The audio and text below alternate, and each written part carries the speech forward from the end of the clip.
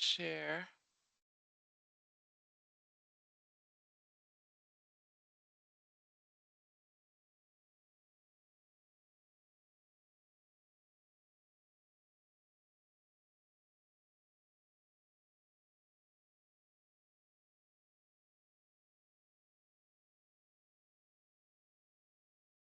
All right. Well, welcome everyone. I always like to wait for the magic number 10 to get started. So you're here at our sales talk where we're going to look at some of the secrets of successful sales training, and hopefully you can see my slide. This is the famous "Tell me something I don't know" slide. And I just need to adjust a few things here on my screen, if that's okay with you for a second. The main thing about this slide is I'd really like you to join in the conversation and speak. And so stay muted until you want to speak. You can raise your hand, you can add a question in chat, and I'm here with my colleague Leon, and I'll introduce him in a minute.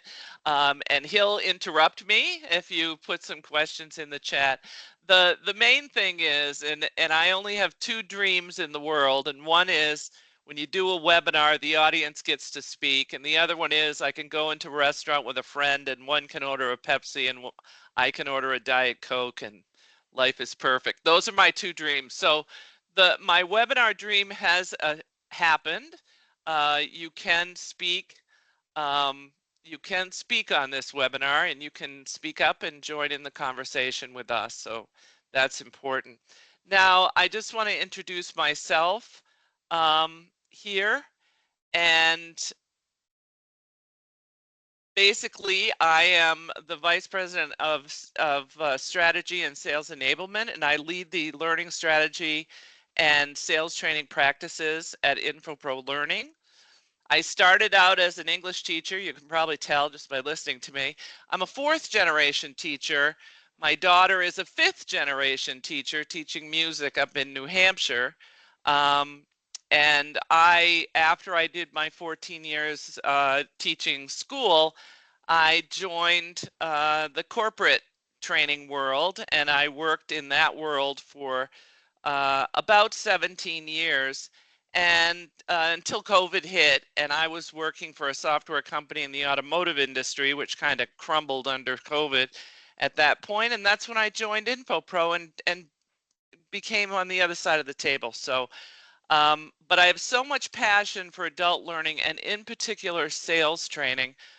I found that as I started working with sales training, not everybody likes to do sales training, and so my passion kind of motivates me. And I got to a point where my head started to explode, and I realized what COVID did to buying and selling, which was very dramatic and very different. And as a result, I generated a couple of books. The first one for sellers, and that's Real Selling. And I'll talk to you about that in a minute because it's the basis of our sales training practice here at Infopro. And then the second book, I went on Amazon to look up sales training books. And you know, Amazon has everything. There were no books on developing sales training. So I thought, well, I better write it. So I wrote Empower Sales Success with Effective Sales Training. And this short book actually just received a silver medal from the Independent Publishers Organization, which I'm very proud of. So with all that history, I can tell you with confidence, it's not just sales training that gets me excited. I am truly empowering adult learning professionals to reach beyond the project by unlocking their own potential as they unlock the potential of others. That's kind of my philosophy. And before I go any further, I just want to call on Leon to introduce himself and let us know about him. Leon? Hi everyone, lovely to meet you. Can you hear me okay, Carol? I think my Yes, you sound fantastic. perfect. My Teams is having a moment as well. Lovely to meet you. So my name's Leon Boland. I head up our EMEA practice, Europe, Middle East and Africa here at Infopro. My background is learning. I'm a learning practitioner and have been in the learning space for just beyond 20 years now, actually. My specialism is actually in the contact center industry. So that's where I've broadly been throughout my journey. And that's across multiple sectors, including insurance, retail, banking, manufacturing, pharmaceutical, etc. So very fortunate to have worked in multi-sectors, and the majority of space I've been in has been sales, CX, and onboarding transformations. Those are kind of my key expertise and areas as well. So delighted to be here. Really looking forward to interacting with you all. I am available in the chat if you have any questions, and feel free to raise your hand, and I will make sure Carol is aware. We'd love to know your thoughts, views, and opinions throughout the session. Thanks, Carol. Thanks. And you're located in? Sunny England, or not so sunny England. So yeah, I'm in the UK, just outside Manchester. So yeah, Excellent. it's very Excellent. cold at the moment. And I'm located in, for some reason, not that sunny Florida. So usually not a cloud in the sky, but today not so true. Well, this is a little picture. Thank you, Leon. This is a picture of our real sales methodology and our curriculum availability.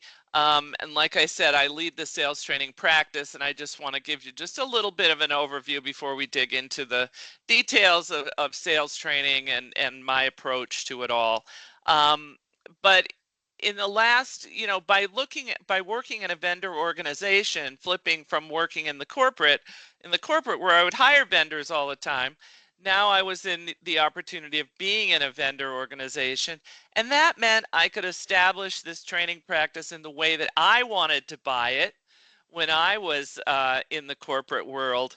And that meant that I wanted to have very customizable modules that could click together, modules that could withstand the change that's necessary in the world of sales, and that had a very comfortable and acceptable licensing agreement as well. So if you think about modules that can click together like Lego blocks and form a full day of training, or can be used in 2-hour modules on a virtual environment, that's what we have built. And when I say customized, I don't mean that 30-minute call that a lot of the big vendors do with you and say, like, how are your salespeople? What do they like? It's really understanding your market, your customers, what market trends, and I call them catalysts. What are things that are going on in the market that cause your buyers to buy from you? Those catalysts should be critical to the training, so that they can put into practice what you are teaching. But we can talk about this later. But the reality is we have a program. It's based on real research, engage with the customer, advocate for the customer. That's a little different than advocate for your product. Advocate for the customer's business success, and then lead to the solution rather than with the solution. And I only add that because we know in the world of fingertip knowledge, if you lead with the product, the next thing that the buyer is going to do is Google you and see where they can find the cheapest version of what you just told them about. So we want to lead to the solution in terms of their business. That's the basis of our program. But let's get started. So we begin by focusing on our true intent. And I use the term intent a lot when it comes to sales training, because being the smartest person, the most knowledgeable about the product, doesn't always make the best salesperson.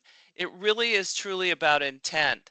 Our intent is to enable our learners, enable their success. Their intent is to enable the business success of their clients.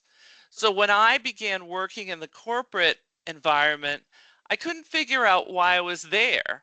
I knew why I was teaching school. I had that figured out. But what was I doing in a corporate environment, working for the man? And then I realized my intent. My intent was to enable the success of others.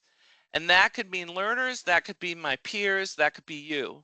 And that intent has driven my decisions and my work ever since, for many years, decades, actually. So think about intent as we're going through this. So for effective sales training, you have to focus on that learner and their context. And it's the context of the sales conversations, it's the context of your business and what's driving those sales and the need for that revenue. So as I said before, I ended up doing the sales training because nobody else wanted to do it. It's a complex kind of training program, and the audience is at the heart of that complexity. The sales learner is very demanding, and it requires sort of an agile, flexible person to take it on. And the trick of it is that the smartest person in the room isn't necessarily the best seller. That means just transferring knowledge in awareness training isn't enough. You know, telling them, I mean, we used to have in our software company, they used to say single source of truth and drop the mic. Well, single source of truth in no context doesn't make sense to anyone. You have to put it in that context. So salespeople have a context they have to work in, and that context is very important to the successful education for them. They have to have conversations with all kinds of different people. They have to be authentic. They have to work every day under the pressure of metrics and goals. So my advice is don't fall for the mythology about sellers. And whenever I talk about salespeople, I like to begin by examining some of that mythology. First and foremost, you hear this every day of the week, that they have a short attention span. Some even inappropriately assign a medical designation of ADD to salespeople. This is a number one myth. Salespeople don't have a short attention span. They just have a low tolerance for things that don't make them successful. So you have about 20 seconds to convince a salesperson that they're going to get something of value out of what you're offering them. You're probably doing it right now. You're probably going like, am I going to listen to this or not? You know, you've got that very short window to show that they're going to get value out of the next amount of time of your training. So if you spend the first 10 minutes talking about your agenda, and you've probably seen this, they will ask you for your slides and tell you they have to take a customer call. That's how they do it. And it's not based on a short attention span. It's based on the fact that you need to be thinking about how you can enable their success every moment of that training session. And that means you have to be practical too. Like sometimes it's the simplest thing. And I'll give you one example. Um, there's a friend of mine who's worked for a consulting company, and he goes around and he does training. And they kind of have a joke that people pay $10,000 to have this training program for a couple of days for their leaders. And what they take away from it is the POW. Um, he tells them that in every email that they're setting up a meeting, they should have a POW. P for purpose, O for outcome, and or A for agenda and O for outcome. So PAO, POW. And they would just laugh and say, well, they take that away as the one big thing, and that's what they get for their money. That it's the practical application of what you're teaching that is so important. Here's a thing you can do right away. So that's their standard. So if you don't really focus on what makes them successful, even in a small way, they won't come back. If you do, they will come back. So if you bore them to death with stuff they already know, which happens a lot if you get into the product training department where they already know the product, they'll just leave. So first myth busted. It's not short attention span. It's they have a low tolerance for wasting their time. That's the big thing. The second one that I always like to refer to is that there's a myth that salespeople are coin operated. You know, you give them a coffee gift card to come to the class, or you give them a spiff or something, or you tell them they get some kind of prize or whatever if they come to the training. That isn't really true either, although we love those things. You know, I love gift cards, money, treats, prizes. But salespeople are success driven. So like I said, if you give them something that'll make them successful, they will appreciate you and they will come back to you. And that's really, really important. Now, there's a flip side to that, and we'll talk about it later, which they are very risk averse, but they are success driven. So think about, even if you're teaching them something that's knowledge based, how do they apply it? What are some tips for them to apply it? How can you get them to apply it right away? And when they do they feel that success? That is when you're successful. Another myth Carol. busted, I say. And the Yeah, just last, jumping in, Carol. oh, Sorry, do I it, Leon. have from That's the the chat goal. as well. Actually, Stuart is curious on your thoughts on how you feel. He as an individual or his organization could engage reluctant learners. So those that have been told they need to attend sales training, but they already think they're the best or know more. So I think that's something he would love to get out of this session today and Yeah, get your top tips. well, that actually brings me to the um, thinking about how we try to get them with gamification, and I'm trying to approach that in terms of, we use some of these gimmicks to try to get them interested. What they're interested in is their success. And so if you can position that this, whatever we're teaching you, is going to make you more successful, so it's really integrated with the requirements that they have in terms of their goals, their business goals. It helps them tell the story better. It supports them with their enablement materials that you have, the stories that they can tell. That's what they find attractive and interesting, and that's how they get better. Sure, how many salespeople do you think over the decades that I've been doing this have told me, yeah, I've been doing this for 30 years, I didn't learn a thing? They say that, but the reality is it's an ever-changing world, and there's a demand, and we're going to get to this in a minute, but especially from COVID, there's a demand that sellers are much more consultative, much more involved in the business of their customers, and this is hard work.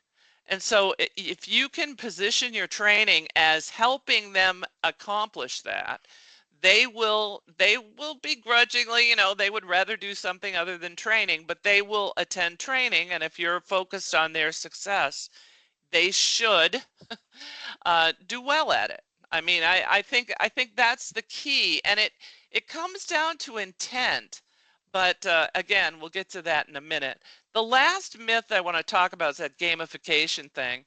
A lot of times people think about salespeople as, oh, they're competitive, so they must love a game and love a leaderboard. And this fits right into what you're talking about, Stuart. They only want to be number one. They don't want to be number two. They don't want to be on a leaderboard anything that less than number one. So they would rather not play, they're risk averse, than be anything less than number one. So success driven on one hand, risk averse on the other. And that goes to why we have to have practice and role play, why they have to actually practice and talk about with their peers and with a guide on the side, instructor, um, to practice what you're teaching them, so that when they leave that day, they can apply it without fear. And that's that risk averse. I know I kind of talked around that, but I just want to close with this quote on this slide. Um, and that this is in terms of the amount of change we have in our world right now. And I truly believe COVID, I thought it was a big slowdown machine. Like when it first happened, everything stopped, and I thought, oh no, we have to get started again. But the reality is it accelerated a lot of things. It accelerated our adoption of Zoom meetings and Teams meetings. It accelerated our hybrid workforce. It changed the level of consultative selling that the buyers demand. So no more need for a salesperson if it's just transactional. I could buy everything online. I don't need a sales guy. But when I need a sales guy, I need a really consultative one. And I see this with lots and lots of companies that had sort of siloed business units with their own little sales group. And now they're looking at solutions and trying to integrate across those. And they're trying to elevate their sales teams to be more consultative. That means getting more involved in their customers' business and supporting their customers' business. And all these things are happening at a rapid pace, which means salespeople have to know more than their product. They have to know all kinds of things about their industry. They have to build that relationship with their customer. They have to know the product value and the value stories, and it all has to come together in an agile way. So they need to be people who are willing to train, willing to change, willing to adapt.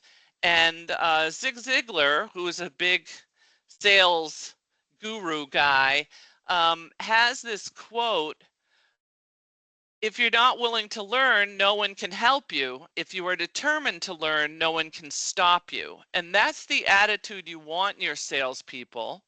And to meet that, you have to, in your training, know that they need practical advice in real time to support what's going on in their world.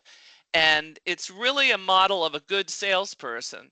And sometimes some of those guys that don't want to learn, that don't want to change, really aren't meeting the needs of the time. And you need to evaluate that.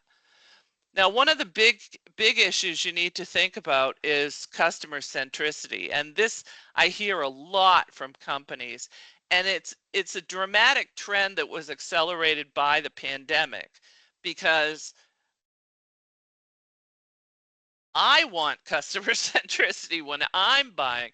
I mean, companies now know that they have to have customers for the long term, loyal customers. And so if you focus entirely on the product, and this happens a lot, they call it sales training, but it's really product training. And then they call something else soft skills, and they do it in a hotel somewhere far away. And then they expect the salesperson to sort of connect the dots. Well, I propose that you need to merge those two and have the value of the product in the context of the customer underlying all that with your process and skills, so the learner can have those important conversations in the sales cycle so that they're practicing in real life. And having those separate, thinking soft skills are over here and product is over there, it doesn't help the salesperson connect those dots. He often can't do it by himself. So this is really the starting point for sales, and therefore all sales training. To get this right, you have to make that visceral change I talked about earlier. That means the physical turn from worrying about the next deal to being laser focused on the success of the customer's business. And that means the customer is the hero of the story, right? Not the product, the customer. The customer's business success is the hero of the story, and that's customer centricity. And it's not difficult to do, it's just a deliberate act.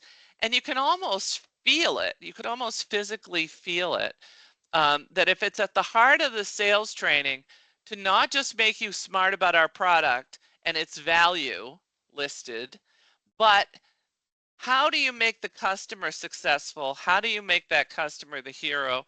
And getting them to be able to do that is what is so important. So making that shift, and I saw it on somewhere, LinkedIn or something, some place, somebody said, if you're worried about a customer meeting, you're thinking about yourself and you're thinking about closing your own business.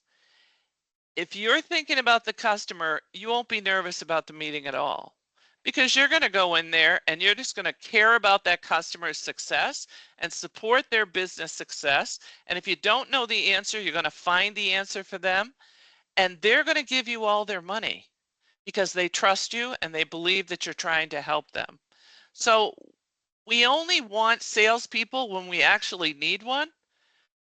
But when we need one, we need the most consultative, customer-centric seller in the world, somebody who really understands us and makes us successful as a buyer.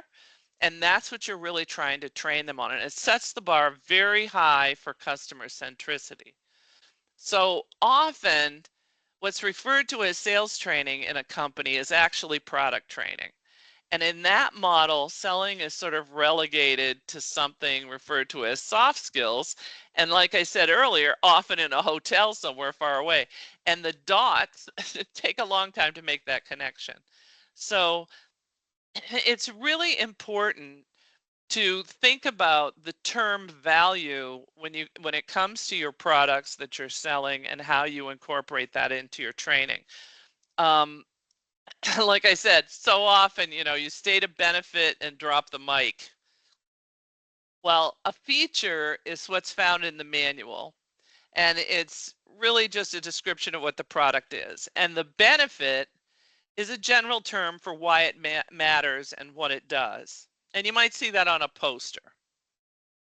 The value is specific to a customer. So the customer can accomplish what? And I always like to use the example I call the drill bit. So what's the value of a drill? Well, in this case, the customer might want to build a swing set playground thing for the kids out in the backyard far away from the house. They don't want a long extension cord. They don't want to have to recharge the battery in the middle of the project. They just want happy kids. So the lesson here is that no one really wants to buy a drill. Drill means nothing to them. What they really want is to create a hole or screw in some screws and bolts. And this one needed to build a swing set and bring happiness to their family. So when you're telling the value story, you're talking about the family. There's a concept that the product itself has no inherent value without the customer's the customer is the one that applies the value. That's the context of value around products. And that's what we should have incorporated into our training so that those guys in the class can leave and tell those stories immediately going on. So winning on value is tough. You have to outcompete your rivals. And the best way to do that is to really understand it in the context of the personas of your customers. And I think that's the way that you incorporate it in your training. And one last example of that. So if you think of a smartphone, it's just a collection of features. And in reality, to be in business, they all have to be kind of equal in that department. But Apple focuses on the experience of the customer. And they've established this loyal following that waits by the mailbox for the very next expensive version of their smartphone. And that focus on the customer's experience enables Apple to stand head and shoulders above the other smartphone providers, even though they're probably about equal. They say a phone should be absolutely simple, beautiful, and magical to use. So they focus on the actual value of the customer rather than a particular feature, because everyone's going to say, well, that feature is in this Android phone right over here. But the magic is apparently in the Apple product. So the key point here is the perceived value is what counts. And a brand is a perception of that value in the mind of the customer. And the customer's subjective reality is your objective reality. And that should be at the heart of the training. And that's really, to me, that's sort of the nut when it comes to the customer centricity. So you have to focus on that long-term relationship with the customer, loyalty of the customer. And this is where that whole social media thing comes in, because in the world of loyalty, customers are very quick to post reviews and reactions to things. But if you've built that relationship with them, their reactions and reviews will be positive. They will refer you to their colleagues, and that long-term relationship will result in more and more sales. So that's what you try to incorporate in your training. So my quote that I've added here from Steve Jobs, a little Apple action: get closer than ever to your customers, so close that you tell them what they need well before they realize it themselves. You're their partner.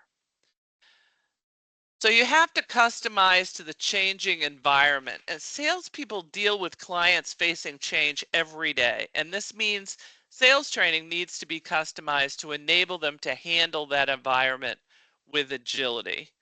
So the other day I woke up with this formula in my head and it was so surprising. It was like, this is pretty good. Like I must have read this somewhere.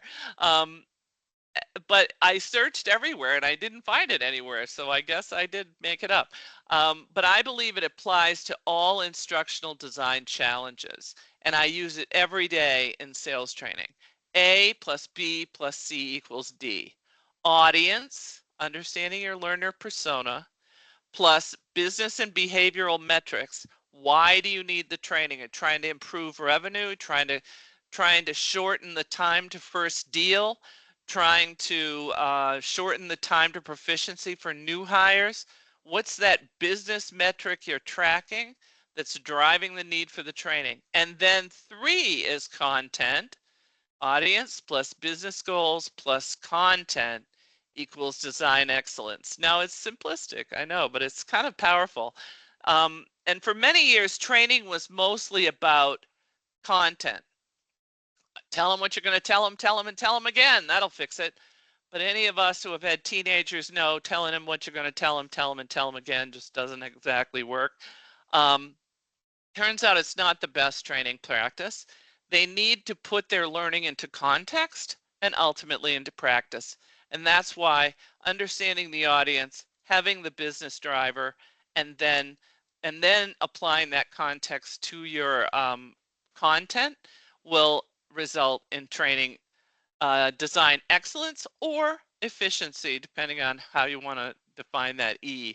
But the more important thing is to understand the audience. That's why I started with those myths about salespeople. When it comes to business and behavior requirements, it can feel very tricky, but it's actually easy. Asking the right questions. Before you even begin a project, ask what success looks like. What do you want the salespeople to do differently than they do now? What do you want them to say differently? What do you want them to find and use differently? And then how does leadership know that the goals have been met? And a lot of times I just ask leaders, what do you track already? What are you tracking now? And a lot of times it's the length of the sales cycle, it's the number of opportunities, the ability to convert an opportunity into a sale, and also longevity. Like a lot of times in sales as software as a service, you're looking at the retention of the customer over time, or the number of complaints and that sort of thing, the time to resolution, any of those metrics, but ask for them up front. Begin with the end in mind. And then when you get to content, then you're looking at that content not only based on what they need to know, but what's the life cycle of that content. In every company, you may have information about your product that kind of stays the same over the years. It's kind of a resource that they can get to know initially and maybe refer to later. And then there's changing information and there's new information. And you align that to the 5 moments of need, which I'll talk about later. I got ahead of myself, but Bob Mosher and Conrad Gottfredson, who are fantastic learning experts in the world, came up with the 5 moments of need for training.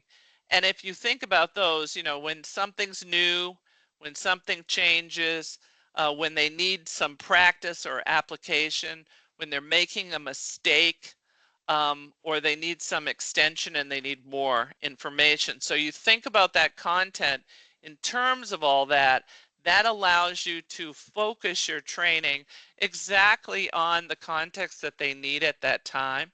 But remember, simple math, C does not equal D. You have to have the A, audience understanding, you have to have the B, the business and behavior goals, and then the C in order for it to work. A little inspiration from Jeffrey Gitomer. Obstacles can't stop you. Problems can't stop you. Most of all, other people can't stop you. The only one who stops you is you. So when we take on the challenge of sales training, we have to really dig into some of these things that I've been talking about. When salespeople take on the ability to change and be agile, that's hard, and they can stop themselves. And that's what those guys are doing when they go, I've been doing this for 30 years, I don't have to change. They're resisting change. They're not admitting that they know everything. They're just resisting change, and you have to get them to do that. Um, I've already mentioned thinking about the long term, but I think long term and customer loyalty is just more and more and more important. And this is why I objected to the traditional way of sales training, because they had these very expensive licensing agreements to lock you in forever, and I never liked those. So when I worked on this practice for us at Infopro, I wanted a very easy licensing, which is basically licensing for life. There's some IP fees at the beginning when we leverage our core content, and then you can take it and change it however you want. But what I believe is, and if you need help updating things, you'll come to us and we'll work with you on it. I don't need to lock you into some terrible license agreement to do that. And this is the kind of selling that most of us have. We all have, like, what, 15 streaming services and all kinds of things that we have subscriptions to nowadays. And those require customer loyalty and an understanding of value, and that's at the heart of our training. So when we think about the training, you begin with the end in mind, determine what those business and behavior goals are, and ensure you're thinking about what the salespeople, what they are now in their current state and where they need to go. And you can't just say off the shelf, if I just give you a negotiation class, you're going to put it in context and do it perfectly. And I've seen this before. I mean, we've given some very expensive, when I was in the corporate world, very expensive negotiation class, and they would all go down to Starbucks and negotiate a free cup of coffee. But did they really apply it in their sales conversation? And that's where it comes back to your training. Focus on scalability and that maintenance plan. So that goes back to the begin with the end in mind. A lot of times we do sales training and that's a thing that happened and it's over with, and that was 3 years ago and we don't go back to it. Begin with it as something that has to scale and change over time and adapt, so that they're getting that freshest, most appropriate training possible. And that even means some agile activities in your class. I like to say, let's talk about conversations you had last week.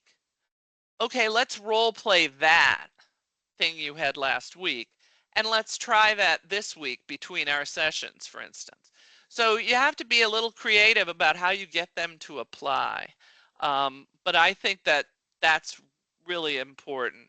And I just put that last piece in there, is that I just felt like having a favorable licensing agreement is really important when you're buying training or you're working with a vendor on training, because it just used to drive me nuts, the restrictive and expensive licensing, especially with sales. It changes every 5 minutes. You do your whole program, and then all of a sudden, guess what? We're not blue anymore. Now we're purple. Everything has to change. Well, you need a system and materials that can adapt easily, and also have a train the trainer model so that your people in your company can also be the guide on the side when they're needed to. And we say, Helen Keller said this, alone we can do so little, together we can do so much. And that not only is with training, where we team with each other and team with good vendors, it's also with our customers and salespeople with their customers. When they team together, it comes out so much better. So I already mentioned business outcomes. And I just use the formula to focus on specific business outcomes. Every day I hear about what I would call fad ideas. They may turn into legitimate, important modalities and training ideas, but they don't replace having a solid business outcome, like micro-learning, AI, gamification. It's like, start with that business goal, that business change, the requirement of change for the people, and then work from there. What is the best modality? They don't need gimmicks. And the one that I'm focused on the most is micro learning and apps to nudge learning. Oh yeah, salespeople love that. Something that's going to interrupt them every day and ask them the same question over and over. Think about the water drinking app. You know, people have this, they either have a bottle that lights up or they have a drinking app that rings a bell every few minutes that they have to take a sip of water. Eventually you hear it and you think, oh yeah, I'll do that next time. So interruption training is not always a good idea, but that's one of the fads that I hear about all the time. So I already mentioned the 5 moments of need, and it's really important to think that way, because otherwise you end up with these long drawn out lecture-based sort of product-based trainings where you're just thinking everybody needs everything all the time. When in reality, if you really focus on the 5 moments of need, some of the things they just need to reference, and so that's an enablement tool. Some of the things they need to practice. They need to do that in class with a guide on the side, instructor. Some things they need to listen to the sage on the stage. That could be a recording video, or maybe they love the reels. You know, they scroll through reels all the time, little short videos to tell them tips and things. So you have to think about all those moments of need to determine what kind of modality would be best. And it isn't always pull them out of the field, put them in a classroom for a week. Sometimes it's resources and materials like that. Sometimes it's a daily stand-up and supporting that daily stand-up. But align those metrics that matter to the business. And I know it seems daunting. I've worked in L&D for a million years, you know, and we always thought those higher level Kirkpatrick evaluation were difficult to do, business and behavior goals. But in reality, they aren't if you think about them at the very front end. And be sure that you enable opportunities for practice. And I don't mean write a bunch of scripts for them to just repeat, but actually get into their context, get them talking about what their daily challenges are, respond to those challenges with the ability to practice in a discussion, say with peers. And I really like the student-centered guide on the side approach to training, so that you're not just telling them what to do, but you're watching what they do and guiding them in those real life conversations in their class. And there's a couple of different ways to do that, and you can be really creative. It depends on your people and what the way they sell. Do they sell face-to-face all the time? Do they usually sell on the phone? But it's not your customer's job to remember you. It's your obligation and responsibility to make sure they don't forget you. And you do that in the terms of the sales training itself as a practice, and they do that in their everyday conversations as they build trust and relationship with their customers. And that's at the heart of what you're training them on. So just to review, these are the key topics that I talked about, and I'm hoping maybe, Leon, we have some questions or some comments or some pushback. I'm fine with pushback too. Nothing in the chat so far, no. Well, would someone like to talk? I'd love to hear about your situation. I think I have some questions here somewhere. What seems challenging? I think it's all challenging, but that's just me.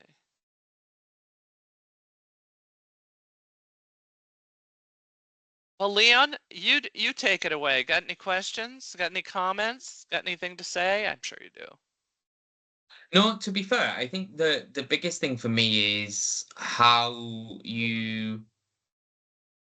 There's not a one size fits all for salespeople, right? And I think that's the biggest challenge. A lot of organizations go cost focused when they're building a learning solution or procuring a learning solution or whatever way that looks. And actually, there's such a vast mix of people's capability. I suppose my question to you then, Carol, is how do you get around that? So, rather than just buying an off-the-shelf program and go, all my people are going to go through it, probably links into the point that Stuart made earlier on.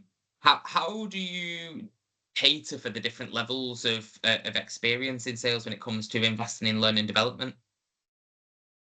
Well, I think that's the heart of the biggest question, and that's why I wanted to build out sort of when I say we have 40 topics that are customizable, there are certain topics that are just traditional topics you require. To be customer centric, you have to have a high level of trust, build a high trust environment.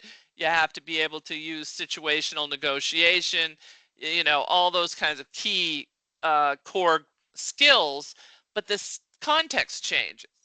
So if you look at your sales teams in terms of what they do, how they sell, who they sell to, in some cases, and we've worked with customers that have done this, we come up with a customer profile playbook for their individual customer departments, right? Which is different from your product lines, right? It's not just each product line. It's actually, well, we sell in the pharmaceutical industry and they have certain needs, and there are certain people in there that are their key stakeholders that we talk to. And so they're unique to the people in manufacturing that we sell to over here. And so we look at it a lot from the customer side as the context. Now, for me, I have, when we have our training, we have two ways that it can be delivered. One is with our people that are certified sales instructors who understand both our real selling content, but also understand the student-centered approach of being the guide on the side, enabling those sellers to discover on their own through practice and discussions what to do versus lecturing them. Or we have a train the trainer where we train those two skills for the companies themselves, because a lot of times companies for sales have coaches and people who are serving as trainers in their company, and you want them to be able to carry this on because things are situational. Something could happen in the industry of your customer that you want to address in a training. You want to be able to adapt the class to address that. So that's Thank you. it's the agility, but the Yeah. customer, it's customer centricity and student centricity, right? At the same time. There's a question in the chat, Carol, from Simon Cooper. Um, just loading it up. So Simon's saying, how do you train outbound callers who are expected to make 40 to 60 calls in a day to try and sell conference spaces or training courses? It's quite a pressurized environment. So have you got any hints and tips there?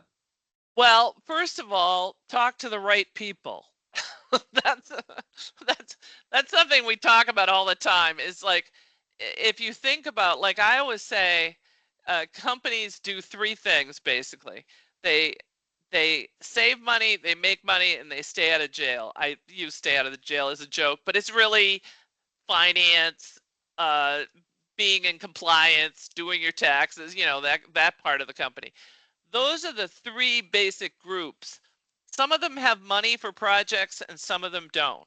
So when you're selling training, for example, if you're talking to HR, they're actually in the save money group because they work on behalf of a business unit that has all the money and they are figuring out a project. So you have a different conversation with them than if you're selling sales training to the chief sales officer, who is a revenue-based make money group. They actually have all the money in the world. They're just higher stakes, and it's harder to, like, you have to really sell them. Like the L&D group, they're in the efficiency group. They're working on behalf of somebody who's got a project. So they're doing a project for them. they need to save money and show that they're making, you know, the most efficient thing as possible. So you have to understand all that in your 5 seconds of being able to talk to them. So you don't talk to a chief sales officer the same way you talk to an L&D project manager, an LPM. They have their, you know, like if you go into a chief sales officer and say, I'm going to save you all this money on this training, he's like, well, that's not what I want to do. What I want to do is get my guys to close many more deals. So you say like, oh yeah, you're selling $1 million bulldozer? If we do this training, we're going to sell one more month. That's our goal. They'll buy it. LPM will be like, I don't know about selling bulldozers. I have to get my project done by a certain time, right? So it really is the same thing as if you were an on the street seller of something else. You have to understand who that customer is in that role and get that persona clear and practice so that you know that when you're talking to, say, someone in the business about sales training, you're in a different conversation than if you're talking to HR about getting the latest compliance training out. So, you know, it's the same thing. It's the same thing. What is the context of the seller, of the buyer? And how can I show the value to that buyer in 3 seconds? Because it's a call. And have some place for them to go. Like in that case where it's cold calls, what's the next step? Do they get a white paper to read? Do they meet with somebody for more information? You know, what happens next? And that's, I mean, that's my quick and dirty answer. I don't know. Leon, you got anything to add? Because you probably do too, right? You were contact center. Yeah, I was. No, I think you've made some really good points. I've got nothing additional to add, Carol. Yeah. Dumped Leon. Wow. I know, for a change, for a change. I Yeah, think, I think from my side, it's more just the pace is huge. One of the things that I right, did in the contact center world was we built an academy that was very much equipping people with the sales skills digitally. So it was all digital learning. It was all short and sharp. So we built a load of modules in there. There's about 50 different components, from an interactive PDF to an infographic, through to a short video with hints and tips, through to an e-learning module that was micro right, modules, so they're no more than 5 minutes. And what that allowed people to do is dip in at the moment of need. And right, I think that was a great way of training large volume, because there was around 150 people, in that specific sales team, and they were very much outsourcing, selling TV and broadband. That was the two focus in the telecom space, and right, it was a huge success because actually we everybody was at different levels. So we had right, beginner, intermediate, and advanced level of content, and people just tip in. So we would allocate people time in between their days. So for example, 30 minutes here, 10 minutes there, right, in between the volume of calls coming in and the calls going out, etc.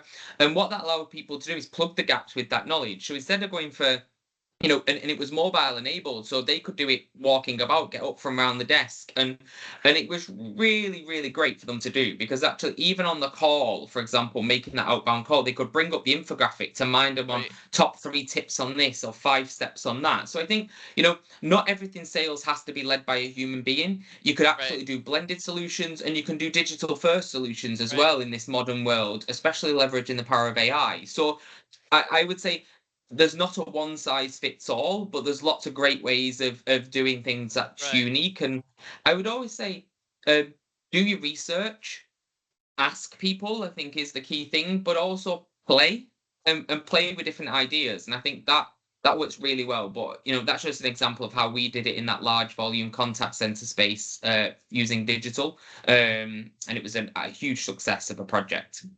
I knew you would have something really valuable to share. I tried, Thank right? you. I, That's I was going to be awesome. quiet, Carol, but I'm No, don't cautious be of time.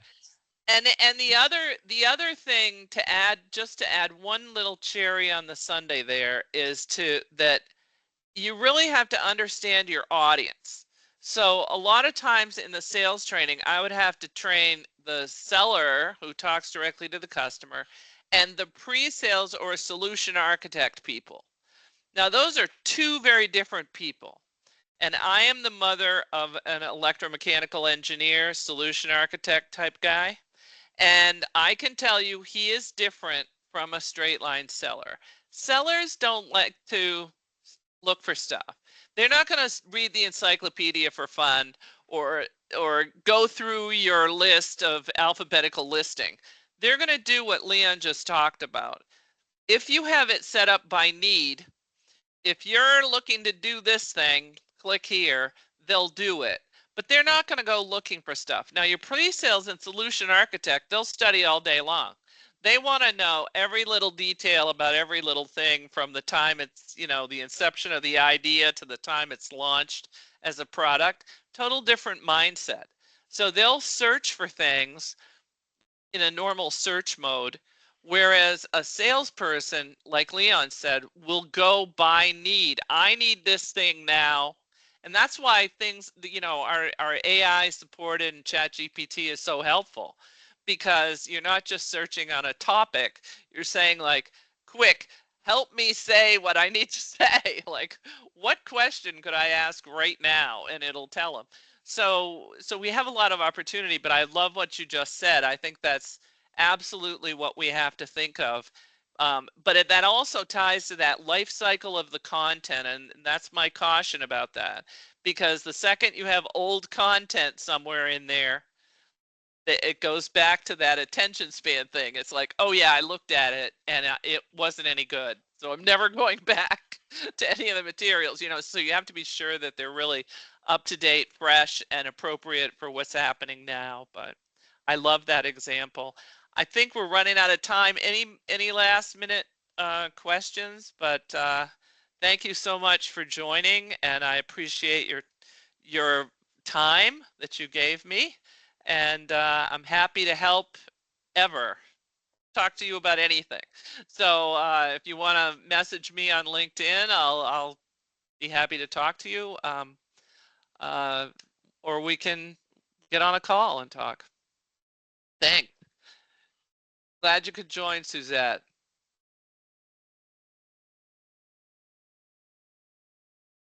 Thank you, everybody. Thank you, Thank you so Leon. much. Pleasure. It's fun. We'll do this again. We will. Take care. All right. Take care, everybody.